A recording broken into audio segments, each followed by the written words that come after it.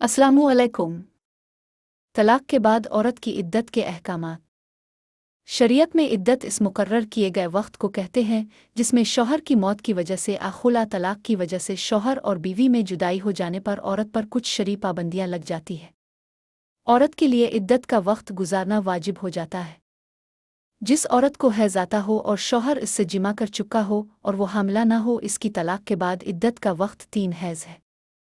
जिस औरत से इसके शौहर ने जिमा न जिस औरत को हैज़ ना आता हो और शौहर इससे जिमा कर चुका हो तो इसकी तलाक के बाद इद्दत का वक्त 3 महीने है।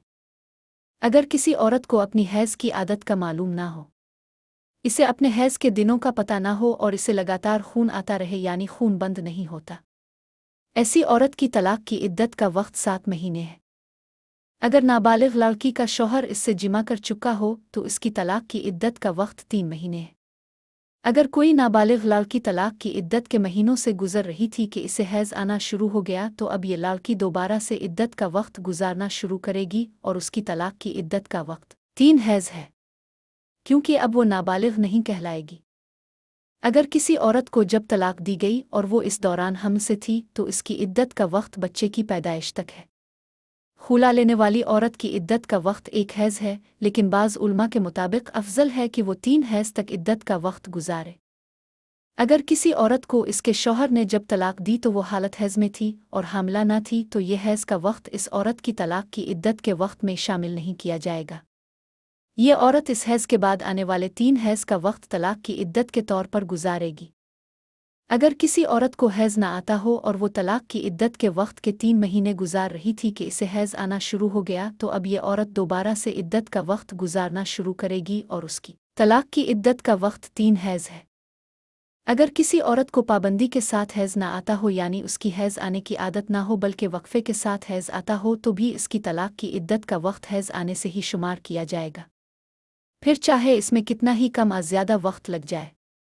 अगर कोई औरत तलाक के बाद हैज़ आने के मुताबिक इद्दत का वक्त गुजार रही थी कि इसे हैज़ आना मुकम्मल तौर पर बंद हो गया तो इसकी इद्दत का वक्त 1 साल मुकम्मल होने तक है।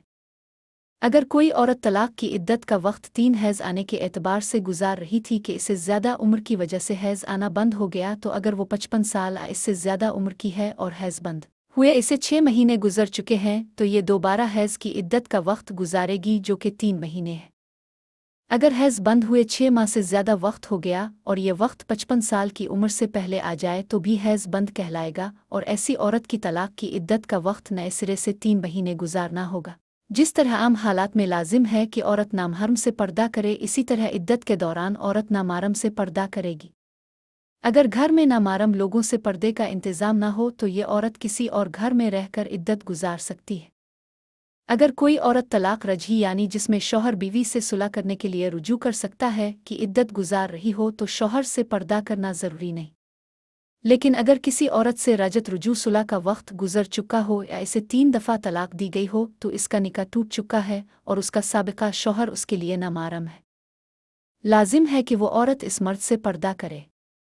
औरत का बहनोई, देवर, नंदुई, जेठ, खालू, चचाजाद, खालाजाद, मामूजाद भाई भी उसके नामारम हैं।